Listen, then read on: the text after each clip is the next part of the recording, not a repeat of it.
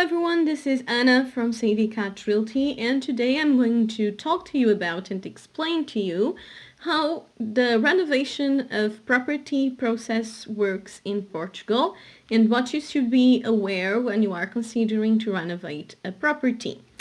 So for those of you who don't know, Cat Realty is a relocation and investment agency that helps expats that want to move to Portugal get all settled. We work with both rentals and purchases, and our motto is transparency and building personal relationships. So you can come to us with your lifestyle and we will help you find the best location and property to make it a reality. Coming back to today's topic, renovations. What should you be aware when renovation a property in Portugal? The first thing that is very important is that there is two types of renovations that you can do in Portugal. The first one is a non-licensed renovation, and it can only apply to interior renovation that doesn't make any structural changes.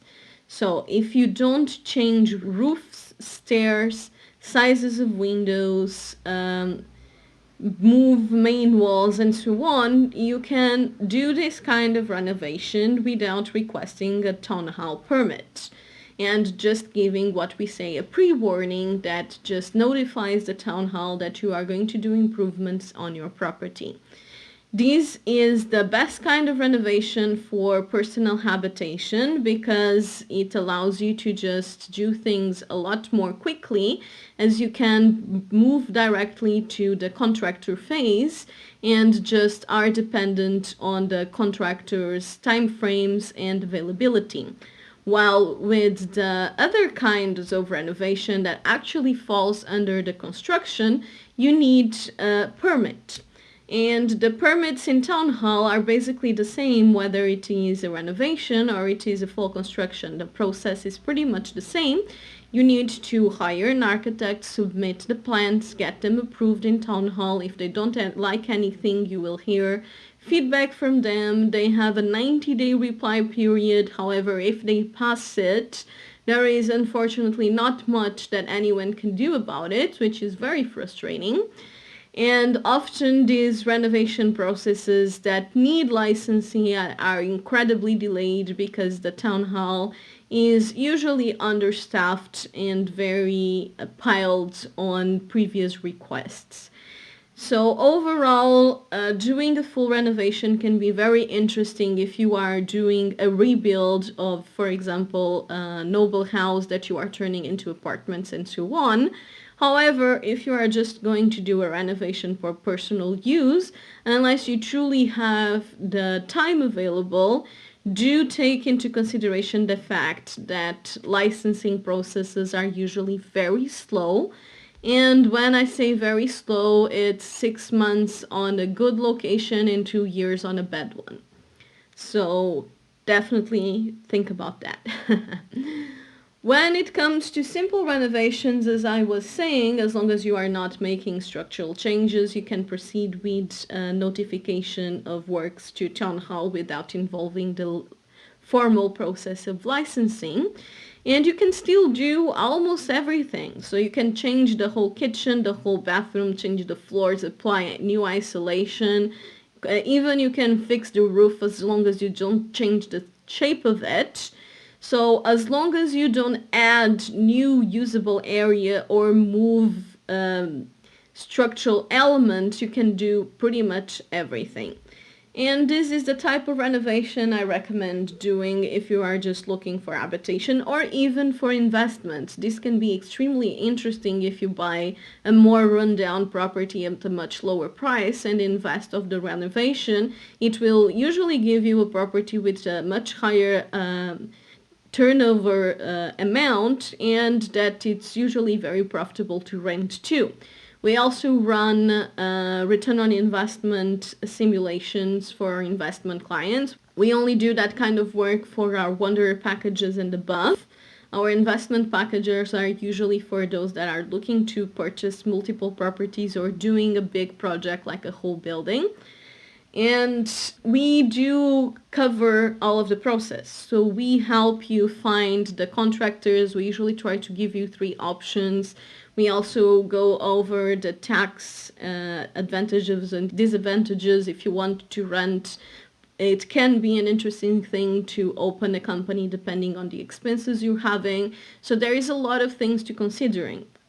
And if you are just using it for personal use, we still get you the budgets and give you feedback on the if whether or not they are we think they are reasonable, and we usually only get budgets from people we have previous referrals from or we have personally worked with, although of course in certain locations we will scout the market, but we always try to take a look at previous work and get some referrals for before we refer anyone to our clients. So we do go over this whole process and help choose the budget and the materials and so on. And then we also do the checkup as the renovations go by. So we go there every 2 weeks or every month, depending on the type of works being done, just to make sure that everything is going according to plan. We also help negotiating the contract. It's always good to have penalties for possible delays. Although this is not the most common thing in Portugal, it is important to consider this because contractors are very often late. And if they have penalties, they have a lot more incentive not to be late. However, they are not obliged to accept those penalties. This is a two-way contract in any case. So it always depends. If they are in very high demand and so on, they may just refuse to go by the rules of the contract. That would be ideal for you, and you can either not work with them or decide to go by their rules. But I think in most of the cases they do accept reasonable delay terms and reasonable penalties. So I think this is the most important things to consider when you are renovating. Like, I'm not going to go into a lot of detail in this video about the licensing process because it is a whole other much more complex situation. And you can also do architecture for non-licensing projects on your own, but that will be an extra cost and you may choose or not to have. There are a lot of companies here in Portugal that have both the engineering and contractor work and architecture work, so the kind of key in hand kind of solutions. And we usually try to present things to our clients that we think are the best fit for what they are looking for in particular. So it's always personalized. When you do buy older properties, you are always at risk of having some surprises. Let's say some bad pipes, having to renew the pipe system, or some bad electricity, that having to renew the electricity and so on. So it can have some surprise costs that are hard to check on. And it's usually when we have clients buy older properties, we always take a look of how things appear to be and include that in the budgets or not, but it's never 100% guarantee. And sometimes they may be unexpected things like sewage not being connected and there's no way to check that internally. We can ask to the sellers, but unfortunately they are not legally obliged to share the information, or they may just not know, which happens sometimes, what type of sewage they have in their house and so on. So there is always some risk of surprises when you are doing a renovation, but we always try to be as aware and prepared as possible. It's always better to have more budgets than less.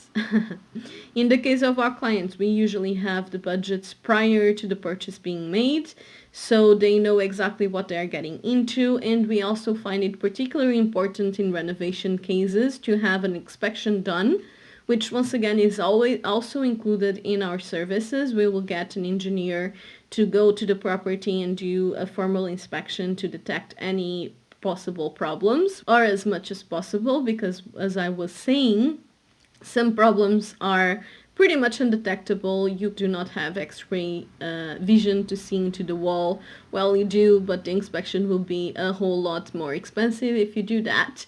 Our services do include the inspection, but it's not the 2,000 euros inspection. It's the thorough but more simple inspection where the person goes there and checks everything externally, looks at the paperwork, and the lawyer also looks at the paperwork. And if there are any surprises inside the wall, well, that's a whole nother issue that we usually just advise to do the more in-depth inspections for full renovation and construction cases, where it's going to be a much, much higher expense for the renovation itself. And that one does need licensing. So I think that is all for today. I hope that it was helpful. If you do have any questions or doubts, feel free to leave them in the comments. We always try to get back to you as soon as possible. And if you don't know, you do now. We release videos every week. We try to be as informative as possible, so do give us a like and a follow. And we also have a weekly newsletter that you can sign up to in our website, www.savvycatrealty.com. And we also share the news and so on there. So do keep up. And you can always contact us directly if you feel you have more specific questions at contact.savvycatrealty.com. Once again, we help with both purchases and rentals, and we are specialized to be an all-in-one service for those looking to be moving to Portugal and to be as trustworthy as possible. So I hope this was helpful, and I see you all again next week. Bye.